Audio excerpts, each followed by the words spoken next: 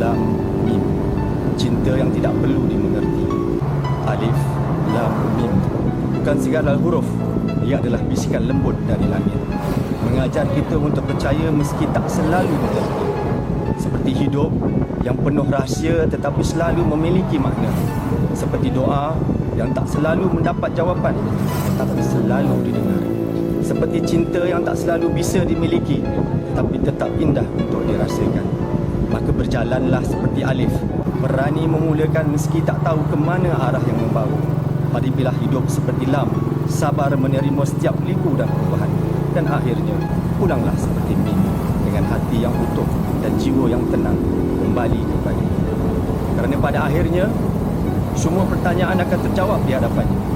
Dan disitulah kita akan memahami bahawa setiap langkah, setiap air mata, setiap pencarian, semuanya telah membawa kita lebih dekat kepadanya. Pada akhirnya, kita akan sampai. Pada akhirnya, kita akan pulang.